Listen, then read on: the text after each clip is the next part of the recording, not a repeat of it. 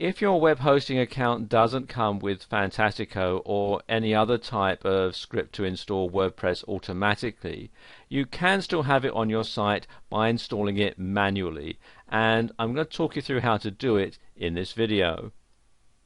There are a couple of things that you must do first before you go to the WordPress site and download the software and then set up the settings and upload it to your website.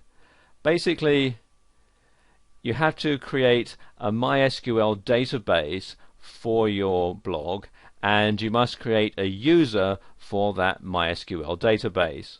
But it is actually quite a simple thing to do. If your web hosting package comes with cPanel, it's quite simple to do. Simply log into your control panel and scroll down to the bit that says Databases. Then click here where it says MySQL Database Wizard. Opens up this window, and then you need to give a new name to the database. The first part of the database will be set by your hosting company. So there'll be their name or your domain name and then a dash, and then you can enter your database. Let's call this Sam's blog and click on next step. Then you need to create a username, and once again the username's prefix is going to be set by your hosting company. So let's call this Sam001.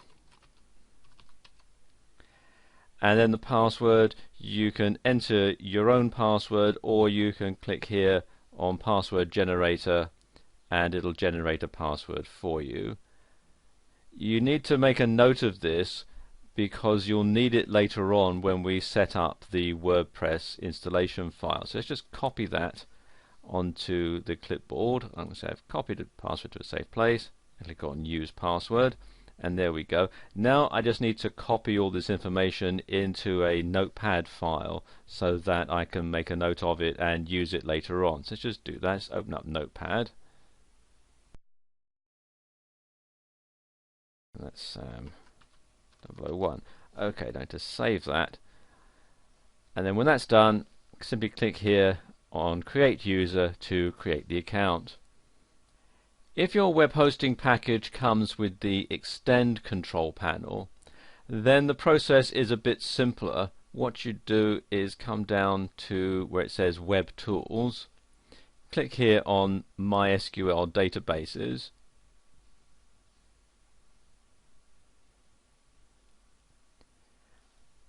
and with this what it does is it creates a database which has the same name as the actual username. So the database name and the username are the same, all bar the front part, which will be set by the hosting provider.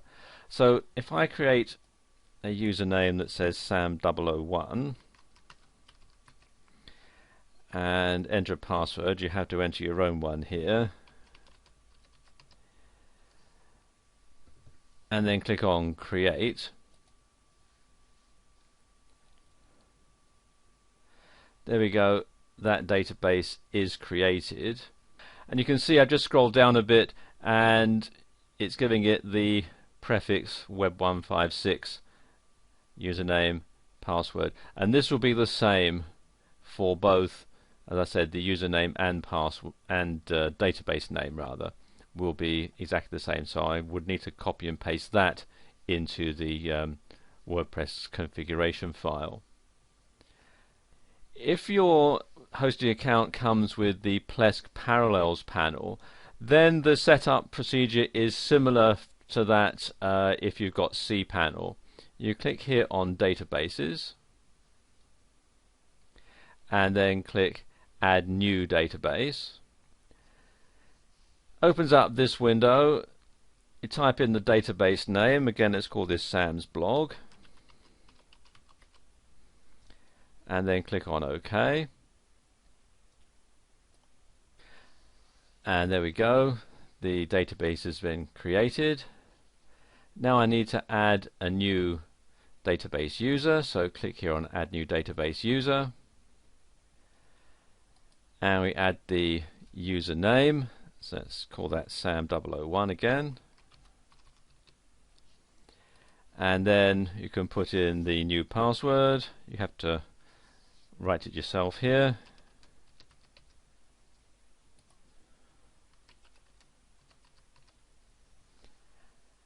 and then click on OK, and there you are. Now that's all set up. Okay, now your databases are set up. The next stage is to download the WordPress software to your computer's hard drive. So come here to this website, wordpress.org/download, and then click on the button that says download WordPress, and it will have the latest version. At the time that I'm recording this video, it's version 3.2.1, although it may be a later one by the time you come to watch it. So just simply click to download it to your hard drive. It's quite a large file. As you can see there, it's 3 megabytes, so it can take a while to download if you're on a slow connection. Just click there.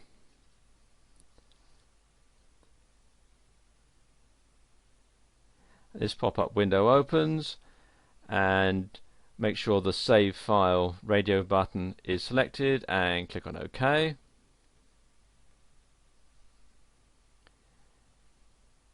And you can see it's downloading now.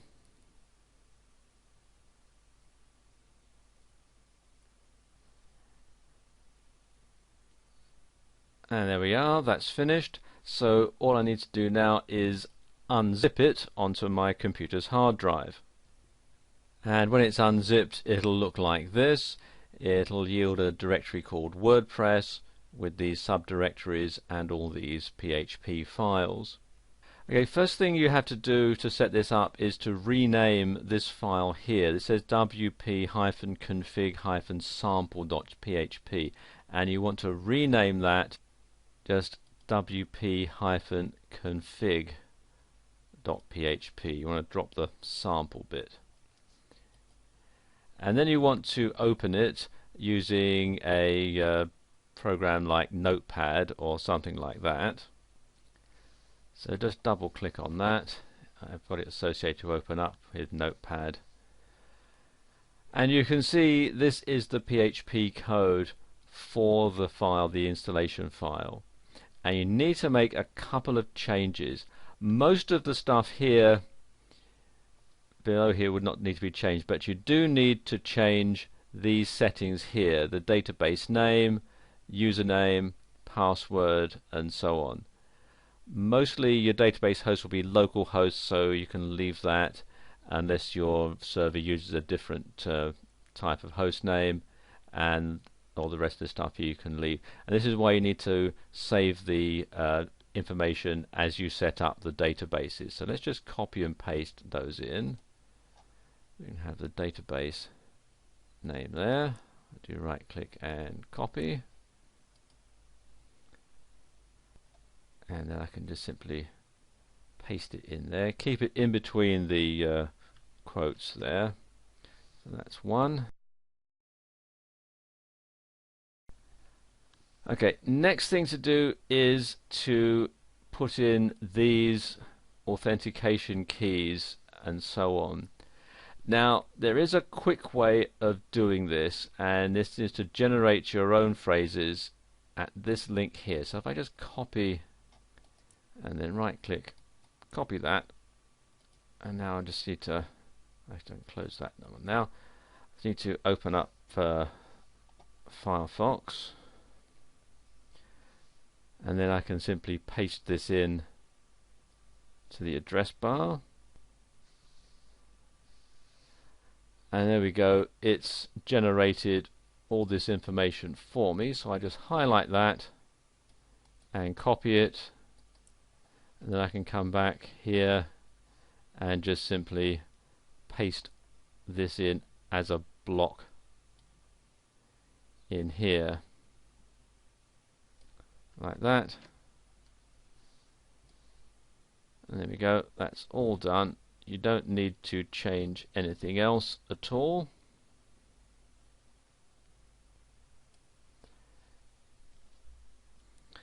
So I can now save that Do File and Save. And now I need to FTP. You can close that. And now I need to FTP all this content here up to my web server. You can use the file manager in your control panel to do this, but it can be a bit tricky as you'll have to create all the folders separately and then upload everything into each separate folder. So it's much easier if you use an FTP software package.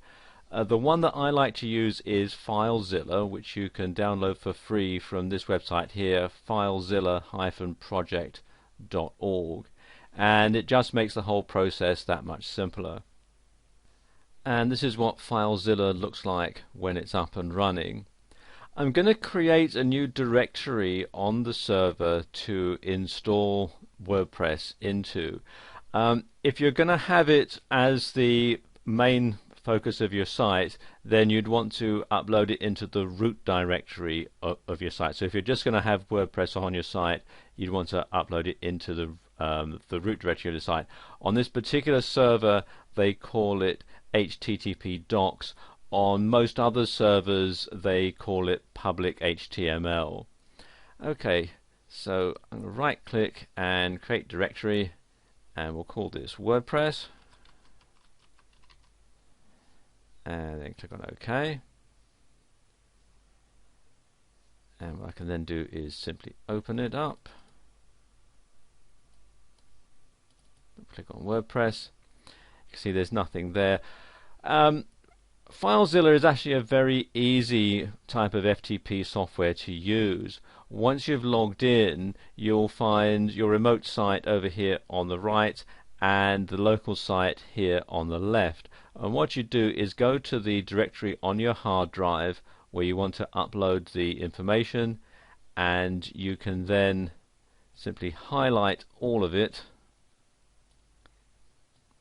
Click the first one, then do Shift and click, and that selects all of it. Then right click and click on Upload, and it will immediately start to upload the files that you've selected into the directory that you've selected on your hosting account. Okay, as you can see, there are 933 files to be transferred. It's going to take a while to do this, so what I'm going to do now is just pause the video and then come back to it when everything has been uploaded. And there we go, everything's uploaded. Exactly how long this will take will depend a lot on the speed of your internet connection. If you have a super fast broadband, it'll only take a few minutes. On regular broadband, it can take about 15 to 20 minutes. On a dial-up account, it can take a lot longer. In fact, there is such a lot of data here that your dial-up might time out and you'll have to reload it. But the good thing about FileZilla is it will tell you if any transfers have failed so that you can upload them again. Okay, that's all done, so all I need to do now is log off the server and log on to the setup for WordPress. Okay, you need to come here to this page, the installation page, which will be your URL. In this particular case, it's anothercompany.co.uk. If you've got it installed in a subdirectory, like I have here, which is WordPress, you need to come to that and then wp-admin/install.php. If you're installing this in the root directory, of course, you wouldn't have the WordPress directory. You just go to your URL /wp-admin/install.php. Then you need to fill in this information here. You want the site title. Let's call this Sam's blog. Username, the default one is admin, and it's best to leave it at that. You can always add new ones later. You want the password, and then put it in again.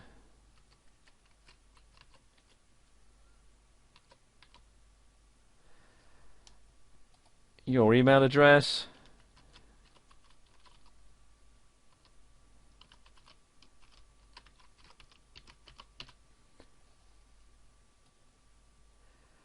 and then you want to either check or uncheck this box here, allow my site to appear in search engines like Google and Technorati. Good idea to say yes, and then simply click on this button here, Install WordPress,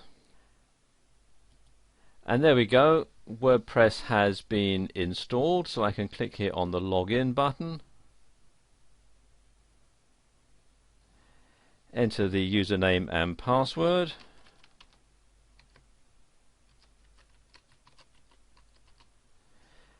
and click on login, and there we are, it's all set up. And if I log out again and just go to the main site here, there we go, there's the blog all installed. So there you go, that's how you can install WordPress manually if you don't have the luxury of an auto install script. So it's not all that difficult really.